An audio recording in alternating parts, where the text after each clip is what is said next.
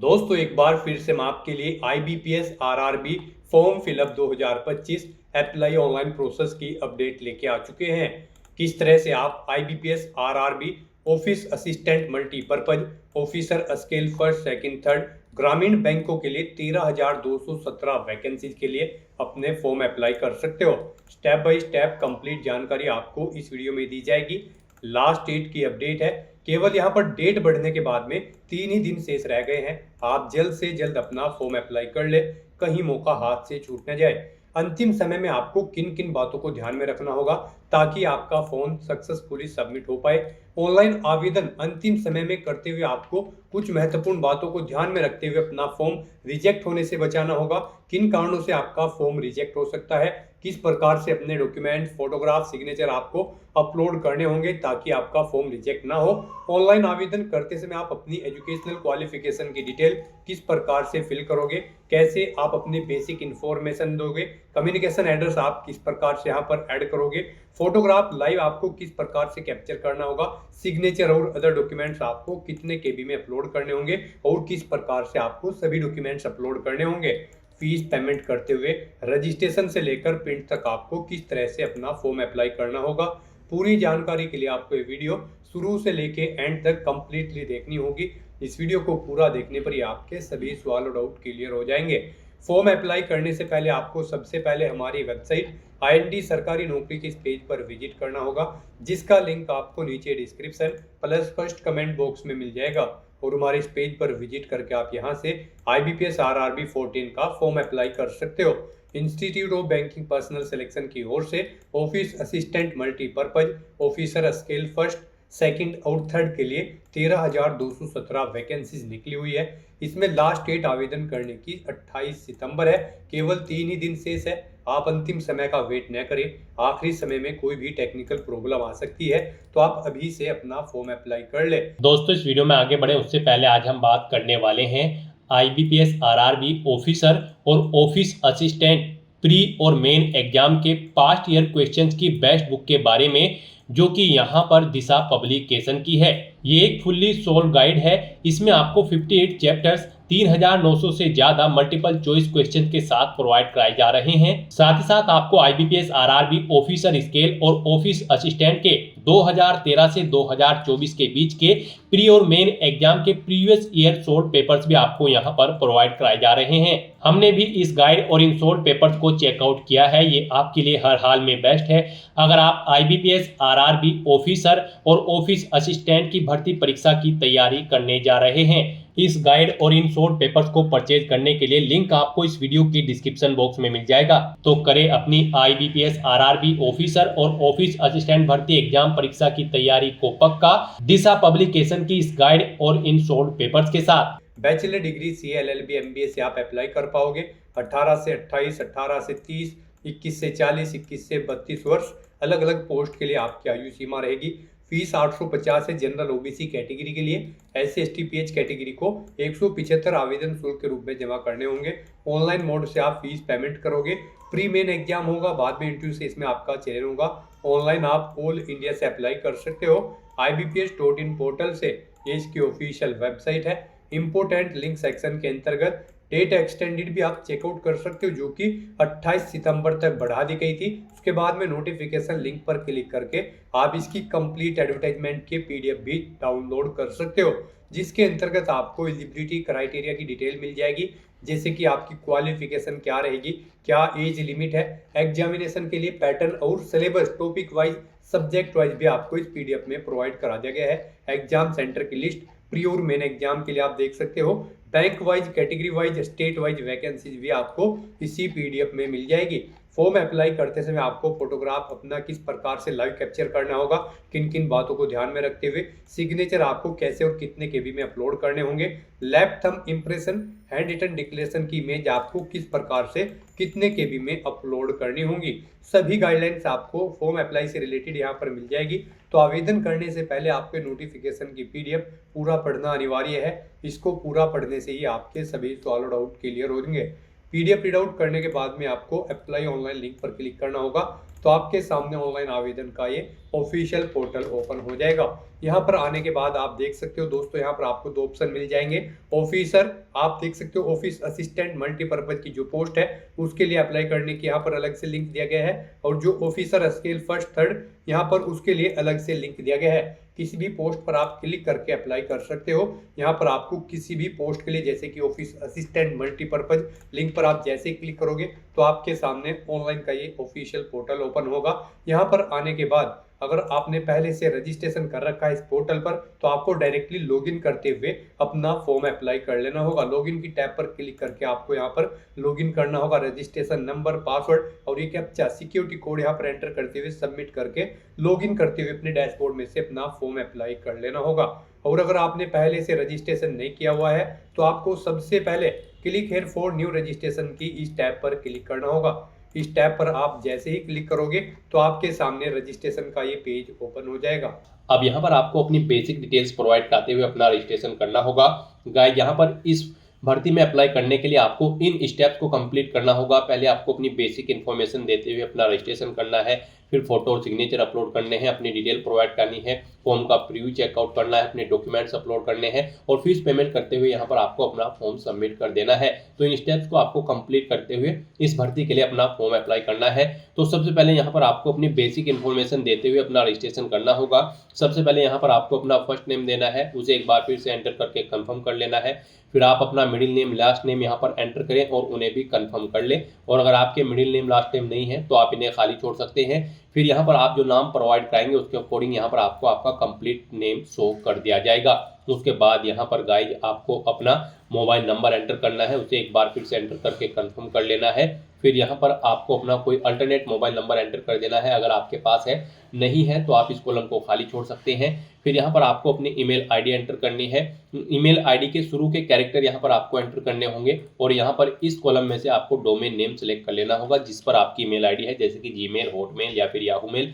आप यहाँ से वो ऑप्शन सेलेक्ट कर लें। उसके बाद यहाँ पर आपको कंप्लीट ईमेल आईडी अपनी टाइप करनी है। ये सिक्योरिटी कोड आपको यहाँ पर एंटर करना है और उसके बाद फिर गाइड आपको यहाँ पर सेव एंड नेक्स्ट के इस ऑप्शन पर क्लिक कर देना है। नेक्स्ट आपके सामने कुछ इस तरह से इंटरफेस ओपन होगा। यहाँ पर आपको एक रजिस्ट्रेशन नंबर और पासवर्ड प्रोवाइड कर दिया गया है। ये रजिस्ट्रेशन नंबर और पासवर्ड आपके रजिस्टर्ड मोबाइल नंबर और ईमेल आईडी पर भी सबमिट कर दिए गए हैं। आपको इन्हें केयरफुली नोट डाउन करके रख लेना है फ्यूचर यूज के लिए। और यहाँ पर गाइड अब आपको अपना फोटो अपलोड करना है, लाइव फोटो कैप्चर करना है और अपने सिग्नेचर आपको यहाँ पर अपलोड करने हैं। इनके लिए यहाँ पर आपको गाइडलाइन दी गई है। आपको यहाँ पर guideline for scanning the photograph and signature के इस लिंक पर क्लिक करना है। आपके सामने पीडीएफ ओपन हो जाएगी। यहाँ से आप चेकआउट कर सकते हो आपका जो फोटोग्राफ होगा उसकी डायमेंशन यहाँ पर 4.5 सेंटीमीटर इंटू 3.5 सेंटीमीटर होनी चाहिए। 20 केबी से 50 केबी के बीच में आपका फोटो होना चाहिए। जेपीजी या फिर जेपीजी फॉर्मेट में आपका फोटो होना चाहिए जो फोटो आप अपलोड करोगे। उसके बाद यहाँ पर आपको अपना फोटो कैप्चर करना है। फोटो कैप्चर करते समय आपको कुछ चीज़ों का ध्यान रखना है, जैसे कि जब आप अपना फोटो कैप्चर करेंगे तो वहाँ पर जिस पैलेस पर आप अपना फोटो कैप्चर कर रहे हैं वहाँ पर प्रॉपर वे में लाइट होनी चाहिए और सिंपल बैकग्राउंड आपका होना चाहिए। फोटो कैप्चर करते समय आपको अपने चेहरे पर कोई मास्क वगैरह नहीं लगाना है, सर पर कोई टोपी नहीं रखनी है, कानों में ईयरफोन्स वगैरह नहीं लगाने हैं। तो कुछ इन चीज़ों का आपको ध्यान में रखना है। यहाँ पर आपको ऑप्शन दे गई हैं किन चीज़ों को आपको कर सकते हो आप, किन चीज़ों को आप नहीं कर सकते हैं लाइव फोटो कैप्चर करते समय। तो यहाँ पर आपको डिटेल्स रीड कर लेनी है। उसके बाद आपको अपने सिग्नेचर यहाँ पर अपलोड करने हैं। सिग्नेचर यहाँ पर आपके व्हाइट पेपर पर ब्लैंक इंक पेन से होने चाहिए। डायमेंशन उनकी 140 इंटू 60 पिक्सल होनी चाहिए। 10 केबी से 20 केबी के बीच में यहाँ पर आपके सिग्नेचर होने चाहिए। कैपिटल लेटर्स में आपके सिग्नेचर नहीं होने चाहिए। जेपीजी या फिर जेपीईजी फॉर्मेट में यहाँ पर आपके सिग्नेचर होने चाहिए। तो यहाँ से आपको गाइडलाइन रीड आउट कर लेनी है। उसके बाद आपको अपने ये फोटो और सिग्नेचर अपलोड करते हुए नेक्स्ट आगे बढ़ना होगा। तो इन्हें अपलोड करने के लिए गाइड आपको यहाँ पर ब्राउज के इस ऑप्शन पर क्लिक करना है, फाइल को सिलेक्ट कर लेना है और फिर यहाँ पर आपको अपना फोटो अपलोड कर देना है। उसके बाद यहाँ पर आपको अपना लाइव फोटो कैप्चर करना है। आप कैप्चर फोटो के ऑप्शन पर क्लिक करें और अपने वेब कैमरा या फिर मोबाइल फोन के थ्रू अपना लाइव फोटो कैप्चर कर लें, या फिर आप यहाँ पर क्लिक हियर टू स्कैन के इस ऑप्शन पर क्लिक करें। ये क्यूआर कोड आपको शो होगा, इसे आप अपने मोबाइल फोन से स्कैन करें जो स्कैन रीडर आपके मोबाइल फोन में है और फिर आप यहाँ पर अपना लाइव फोटो कैप्चर कर लें। उसके बाद यहाँ पर आपको अपने सिग्नेचर अपलोड करने हैं। सिग्नेचर अपलोड करने के लिए भी आपको ब्राउज के इस ऑप्शन पर क्लिक करना है, फाइल को सिलेक्ट कर लेना है और अपने सिग्नेचर यहाँ पर आपको अपलोड कर देने हैं। उसके बाद आपको इन चेक बॉक्सेस को ओके करना है। यहाँ पर जो चेक बॉक्सेस दिए गए हैं उसके बाद गाइस फिर आपको इस पेज को नीचे स्क्रॉल डाउन करते हुए नेक्स्ट के ऑप्शन पर क्लिक कर देना है। नेक्स्ट यहाँ पर आपको अपनी बेसिक डिटेल प्रोवाइड करनी है। सबसे पहले यहाँ पर आप अपनी कैटेगरी सिलेक्ट करें, आप जिस कैटेगरी से बिलोंग करते हैं। उसके बाद यहाँ पर आपसे पूछा गया कि क्या आप PWBD कैंडिडेट हैं और आपकी डिसेबिलिटी 40% से अबव है, अगर है तो आप यस करेंगे।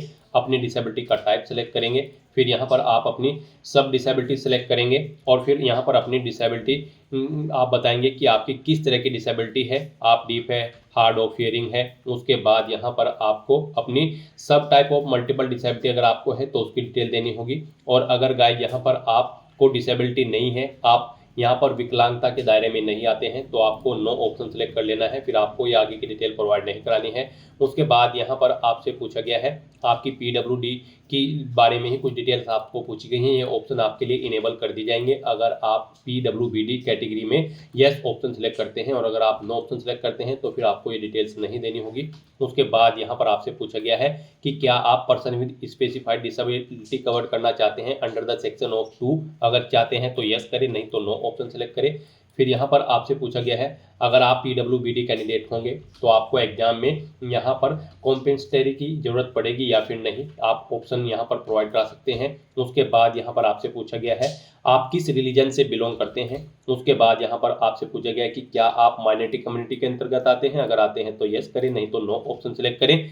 फिर यहाँ पर आपसे पूछा गया है कि क्या आप गवर्नमेंट या फिर सेमी गवर्नमेंट या फिर पब्लिक सेक्टर में कार्यरत हैं, अगर हैं तो आप यस करेंगे, नहीं तो नो ऑप्शन सेलेक्ट करेंगे।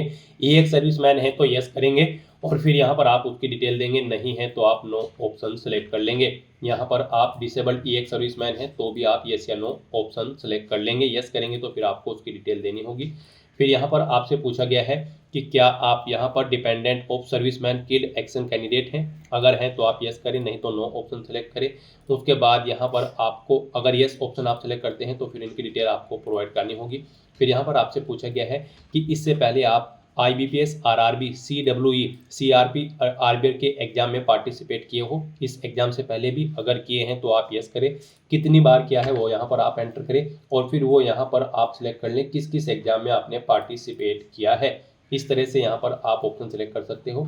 और अगर आप फर्स्ट टाइम अप्लाई करने जा रहे हो तो यहाँ पर आपको नो ऑप्शन सेलेक्ट करना है, फिर आगे के ऑप्शन आपको डिसेबल्ड कर दी जाएंगे। उसके बाद यहाँ पर आपको अपनी नेशनलिटी सेलेक्ट कर लेनी है, अपना स्टेट यहाँ पर आपको सेलेक्ट कर लेना है। फिर यहाँ पर आपको रीजनल रूरल बैंक उस स्टेट के शो कर दिए जाएंगे जिस स्टेट को आप सेलेक्ट करेंगे।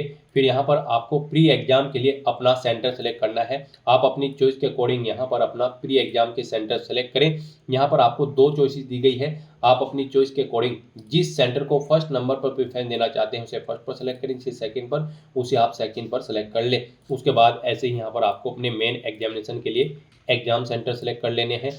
फिर यहाँ पर आपसे पूछा गया है आप एग्जाम के दौरान अपनी कौन सी ID प्रूफ अपने साथ लेकर जाएंगे। आपके पास यहाँ पर ID प्रूफ है तो आप इस चेकबॉक्स को ओके करें, यहाँ पर अपना ID प्रूफ कोई भी सिलेक्ट करें, जैसे कि आधार कार्ड, पैन कार्ड, पासपोर्ट या फिर ड्राइविंग लाइसेंस, आप अपने अकॉर्डिंग ऑप्शन सेलेक्ट करें, उस ID प्रूफ का नंबर यहाँ पर दें। फिर यहाँ पर आपको अपने एग्जाम पेपर्स का मीडियम सेलेक्ट कर लेना है, किस लैंग्वेज में आप अपना एग्जाम पेपर चाहते हैं, इंग्लिश एंड हिंदी, इंग्लिश या फिर उर्दू। यहाँ पर 2 ऑप्शन आपको दिए हैं, इंग्लिश और हिंदी में आपका पेपर होगा, इंग्लिश और उर्दू। आप अपनी चॉइस के अकॉर्डिंग जिस भी लैंग्वेज में अपना क्वेश्चन पेपर चाहते हैं वो यहाँ पर आप सेलेक्ट कर ले।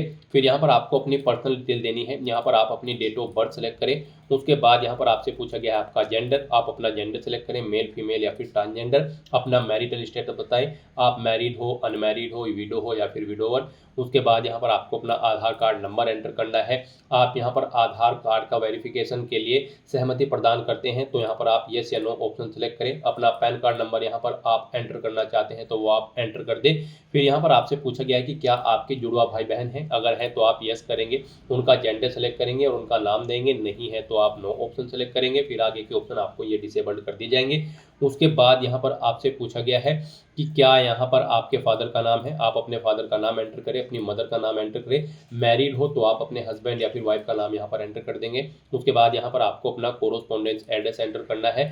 फिर यहाँ पर आपको अपना परमानेंट एड्रेस एंटर करना है और अगर आपका परमानेंट एड्रेस आपके कोरोस्पोंडेंस एड्रेस के अकॉर्डिंग सेम है तो आप इस चेकबॉक्स को ओके कर देंगे। ऑटोमेटिकली आपका परमानेंट एड्रेस आपके कोरोस्पोंडेंस एड्रेस के अकॉर्डिंग फिल हो जाएगा।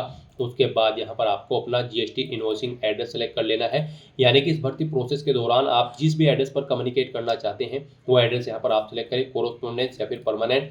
उसके बाद यहाँ पर आपको आपकी कैटेगरी के अकॉर्डिंग एप्लीकेशन फीस का अमाउंट शो कर दिया गया है। इस तरह से यहाँ पर आपको अपनी सभी डिटेल्स केयरफुली फिल कर देनी है, उन्हें चेकआउट कर लेना है और उसके बाद गाइस यहाँ पर आपको वैलिडेट योर डिटेल के ऑप्शन पर क्लिक करके अपनी डिटेल्स वैलिडेट कर लेनी है और फिर आपको सेव एंड नेक्स्ट के ऑप्शन पर क्लिक कर देना है। नेक्स्ट यहाँ पर आपको अपनी क्वालिफिकेशन, एक्सपीरियंस और लैंग्वेजेस की डिटेल प्रोवाइड करनी है।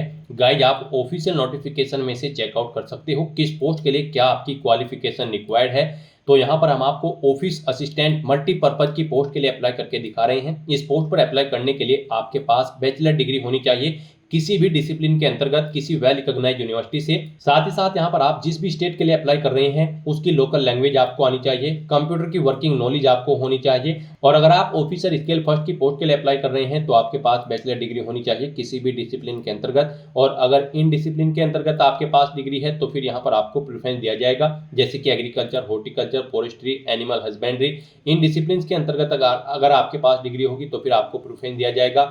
यहाँ पर ऐसे ही आप सभी पोस्ट के लिए अपनी क्वालिफिकेशन चेकआउट कर सकते हो। ऑफिसर स्केल सेकंड और थर्ड के लिए भी आप चेकआउट कर सकते हो। सभी के लिए यहाँ पर बैचलर डिग्री रिक्वायर्ड है रिलेवेंट सब्जेक्ट के अंतर्गत, तो यहाँ से आप चेकआउट करें। ऑफिस असिस्टेंट मल्टीपर्पज की पोस्ट पर अप्लाई करने के लिए आपके पास केवल ग्रेजुएट डिग्री होनी जरूरी है, चाहे वो किसी भी डिसिप्लिन में हो। तो यहाँ पर अब आपको अपनी क्वालिफिकेशन की डिटेल देनी है। सबसे पहले यहाँ पर आपको अपनी 10वीं क्लास की डिटेल देनी है। यहाँ पर आपको बोर्ड का नाम देना है, जिस बोर्ड से आपने अपनी 10वीं क्लास पास आउट की है। पासिंग डेट यहाँ पर आपको सिलेक्ट करनी है, कितने परसेंट मार्क्स आपने ऑब्टेन किए हैं 10वीं में वो आप यहाँ पर एंटर करें। अपनी क्लास सेलेक्ट करें, फर्स्ट क्लास आपकी आई है, सेकंड या फिर आप पास आउट हो, आप अपने अकॉर्डिंग ऑप्शन सेलेक्ट करें। फिर यहाँ पर आपको अपनी ग्रेजुएशन या फिर इसके इक्विवेलेंट अगर आपके पास कोई डिग्री है तो उसकी डिटेल देनी है। यहाँ पर आपको यूनिवर्सिटी का नाम देना है, जिस यूनिवर्सिटी से आपने अपनी ग्रेजुएशन पास आउट की है। डिग्री का नाम देना है, जोन सी डिग्री आपके पास है, यहाँ पर बीए, बीकॉम, बीटेक, आप जो भी आपके पास डिग्री है वो यहाँ पर आप सिलेक्ट करें। स्पेशलाइजेशन दें किसमें आपने अपनी डिग्री कंप्लीट की है। पासिंग डेट सेलेक्ट करें, परसेंटेज एंटर करें, कितने परसेंट मार्क्स आपने ग्रेजुएशन में ऑब्टेन किए हैं। आपकी फर्स्ट क्लास है, सेकंड है या फिर थर्ड है, वो यहाँ पर आप ऑप्शन सेलेक्ट करें। फिर यहाँ पर अगर आपने कोई पोस्ट ग्रेजुएशन या फिर कोई प्रोफेशनल क्वालिफिकेशन या फिर कोई अन्य डिग्री या फिर डिप्लोमा कर रखा है तो उसकी डिटेल भी आप सेम ऐसे ही यहाँ पर प्रोवाइड कर सकते हैं। उसके बाद यहाँ पर आपसे पूछा गया कि क्या आपको कंप्यूटर पर वर्किंग नॉलेज है, तो यहाँ पर आपको यस ऑप्शन सेलेक्ट करना है। आपको कंप्यूटर की नॉलेज होनी जरूरी है। कौन सी नॉलेज है वो यहाँ पर आप बताएं, आपके पास सर्टिफिकेट है या फिर डिप्लोमा है या फिर डिग्री है, यहाँ पर आप ऑप्शन सेलेक्ट करें। फिर यहाँ पर आपसे पूछा गया है आप जिस स्टेट के लिए अप्लाई कर रहे हैं उसकी लोकल लैंग्वेज यहाँ पर आप जानते हैं, तो आपको लोकल लैंग्वेज आनी जरूरी है जिस स्टेट के लिए आप अप्लाई कर रहे हैं। तो यहाँ पर भी आपको यस ऑप्शन सेलेक्ट करना है और लैंग्वेज यहाँ पर आपको सेलेक्ट कर लेनी है। उसके बाद यहाँ पर अगर आपको एक्सपीरियंस है तो आप अपने एक्सपीरियंस की डिटेल यहाँ पर प्रोवाइड कर सकते हैं, और अगर आपको एक्सपीरियंस नहीं है तो आप इस सेक्शन को खाली छोड़ दें। गाइज आपको अगर एक्सपीरियंस है और उसकी डिटेल आप देना चाहते हैं तो सबसे पहले यहाँ पर आपको अपना नाम देना है। फिर यहाँ पर आपको अपनी डेजिग्नेशन देनी है। प्रेजेंट में अगर आप कार्यरत हैं तो यस करेंगे, नहीं तो नो ऑप्शन सेलेक्ट करेंगे। पीरियड देंगे, यहाँ पर आपने कब से ज्वाइनिंग की है, कब तक की है, वो डेट आप सेलेक्ट कर ले। इन कैलेंडर में से यहाँ पर जैसे ही आप क्लिक करेंगे कैलेंडर आपको शो होगा। जॉब के ड्यूटी की नेचर यहाँ पर आप दें, जॉब छोड़ चुके हैं तो उसे छोड़ने का कारण दें। यहाँ पर इन डेट्स के अकॉर्डिंग आपके एक्सपीरियंस का टाइम कैलकुलेट करके आपको शो कर दिया जाएगा, यहाँ पर ईयर और मंथ में। इस तरह से यहाँ पर आप अपने एक्सपीरियंस की डिटेल प्रोवाइड कर सकते हैं। एक से ज़्यादा जगह वर्किंग एक्सपीरियंस है तो यहाँ पर आप ऐड मोर की टैब पर क्लिक करें, सेम ऐसी ही एक और रो यहाँ पर ऐड हो जाएगी और उसमें आप अपने एक्सपीरियंस की डिटेल प्रोवाइड करा दें। उसके बाद यहाँ पर आपसे पूछा गया है कि क्या आपने प्री एग्जाम ट्रेनिंग ले रखी है। यहाँ पर अगर आप SC, ST, OBC या फिर रिलीजियस माइनॉरिटी कम्युनिटी के अंतर्गत आते हैं, अगर ले रखी है तो यस करें, नहीं तो नो ऑप्शन सेलेक्ट करें। फिर यहाँ पर आपसे पूछा गया है कि क्या आपको कभी कोई फाइन या फिर कन्विक्शन या फिर डिटेंशन किया गया है, अगर किया गया है तो यस करें और फिर यहाँ पर उसकी डिटेल दें, नहीं किया गया है तो नो ऑप्शन सेलेक्ट करें। उसके बाद यहाँ पर आपको अपनी लैंग्वेज की डिटेल देनी है। यहाँ पर आप लैंग्वेज सेलेक्ट करें जो लैंग्वेज आप जानते हैं। उसके बाद उसे आप रीड, राइट, स्पीक जो भी करना जानते हैं वो ऑप्शन यहाँ पर आप इनेबल कर दें। इस तरह से यहाँ पर आपको अपनी लैंग्वेज सेलेक्ट करते लेनी है। आप जितनी भी लैंग्वेज यहाँ पर जानते हैं, हिंदी लैंग्वेज आनी यहाँ पर आपके लिए मस्ट है, कम से कम हिंदी लैंग्वेज आपको आनी चाहिए। इस तरह से आप हिंदी और इंग्लिश की डिटेल प्रोवाइड कर देंगे। फिर उसके बाद अगर इनके अलावा भी आपको कोई लैंग्वेज आती है तो आप अदर ऑप्शन पर क्लिक करेंगे, यहाँ पर उस लैंग्वेज का नाम देंगे और उसकी डिटेल प्रोवाइड करा देंगे।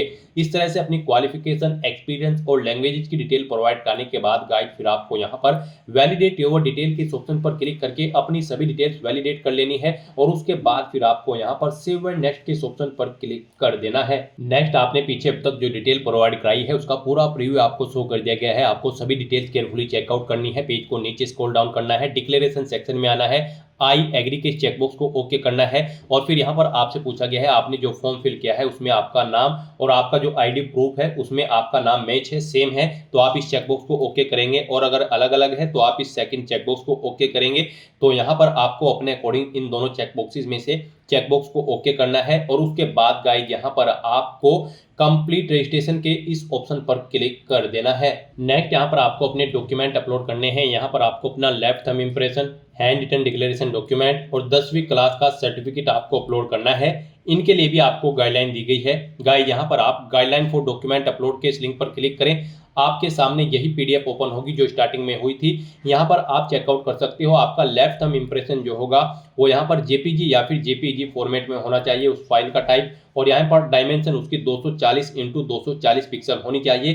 20 KB से 50 KB के बीच में आपकी फाइल का साइज होना चाहिए। और जो हैंड रिटन डिक्लेरेशन डॉक्यूमेंट होगी यानी कि इमेज होगी वो भी जेपीजी या फिर जेपीईजी फॉर्मेट में होनी चाहिए। 800 × 400 पिक्सल यहाँ पर उसकी डायमेंशन होनी चाहिए। 50 KB से 100 KB के बीच में आपका हैंड रिटन डिक्लेरेशन डॉक्यूमेंट होना चाहिए। और आपको जो 10वीं क्लास का सर्टिफिकेट होगा उसका साइज 500 KB से कम होना चाहिए। पीडीएफ फॉर्मेट में आपकी ये फाइल यहाँ पर होनी चाहिए। तो यहाँ पर आपको दी गई गाइडलाइन के अकॉर्डिंग अपने इन डॉक्यूमेंट को अपलोड कर देना है, अदरवाइज आपका फॉर्म यहाँ पर रिजेक्ट हो सकता है अगर दी गई गाइडलाइन के अकॉर्डिंग आप अपने इन डॉक्यूमेंट को अपलोड नहीं करेंगे। तो यहाँ पर अपने इन डॉक्यूमेंट्स को अपलोड करने के लिए आपको चूज फाइल के ऑप्शन पर क्लिक करना है, फाइल को सिलेक्ट कर लेना है और अपने इन तीनों डॉक्यूमेंट्स को यहाँ पर आपको अपलोड कर देना है। उसके बाद यहाँ पर आपसे पूछा गया कि क्या आप कंफर्म करते हैं यहाँ पर आपने जो डॉक्यूमेंट अपलोड किए हैं वो वैलिड है, तो आप इस चेकबॉक्स को ओके कर दें। उसके बाद यहाँ पर आपसे पूछा गया है कि क्या आप डिजी लॉकर से कनेक्ट करके अपनी डिटेल यहाँ पर फैच करना चाहते हैं ये तीनों डॉक्यूमेंट। अगर चाहते हैं तो आप यस ऑप्शन सेलेक्ट करेंगे और अपने डॉक्यूमेंट्स यहाँ पर अपनी user ID, password details confirm करते हुए डिजी लॉकर अकाउंट में आप इन्हें फैच कर लेंगे। नहीं चाहते हैं तो आप नो ऑप्शन सेलेक्ट करेंगे। उसके बाद गाइड यहाँ पर आपको ये सिक्योरिटी कोड इस बॉक्स में एंटर करना है और फिर आपको सेव एंड नेक्स्ट के इस ऑप्शन पर क्लिक कर देना है। नेक्स्ट यहाँ पर आपको अपना फीस पेमेंट करना है। गाइड यहाँ पर आपको आपकी कैटेगरी के अकॉर्डिंग एप्लीकेशन फीस का अमाउंट शो कर दिया गया है। जैसे कि हमने आपको स्टार्टिंग में ही बताया था, जनरल ओबीसी कैंडिडेट के लिए 850 रुपये फीस है, SC ST और PH कैंडिडेट के लिए मात्र 175 रुपये फीस है, जो कि आप ऑनलाइन मोड से जमा करा सकते हो। तो यहाँ पर अब आपको अपना फीस पेमेंट करने के लिए पे या बिल डैश या फिर CC एवेन्यू इनमें से कोई एक ऑप्शन सेलेक्ट करना है। उसके बाद आपको ये कैप्चा कोड इस बॉक्स में एंटर करना है और फिर गाइड आपको यहाँ पर सबमिट के इस ऑप्शन पर क्लिक कर देना है। बिल डैश ऑप्शन यहाँ पर आपके लिए बेस्ट और इजी रहेगा। बिल डैश ऑप्शन सेलेक्ट करते आया आपके सामने कुछ इस तरह से इंटरफेस शो होगा। अब यहाँ पर आप debit card, credit card, net banking, wallet, cash card या फिर QR कोड या फिर UPI के माध्यम से अपना फीस पेमेंट कर सकते हो।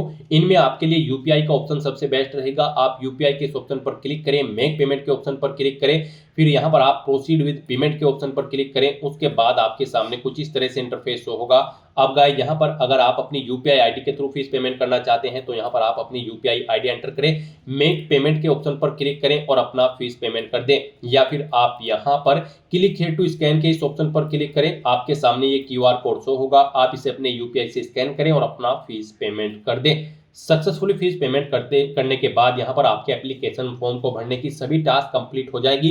उसके बाद आपको अपने एप्लीकेशन फॉर्म का एक हार्ड कॉपी प्रिंट आउट ले लेना है फ्यूचर यूज के लिए, फ्यूचर रेफरेंस के लिए। तो दोस्तों ऐसे आप IBPS RRB 14 के लिए अपने फॉर्म अप्लाई कर सकते हो बिना कोई मिस्टेक किए हुए। आज की इस वीडियो में बस इतना ही। आई होप ये वीडियो आपको पसंद आई होगी। अगर पसंद आई हो तो इसे लाइक और शेयर करें, चैनल पर नए हो तो इसे सब्सक्राइब कर लें। Thanks for watching.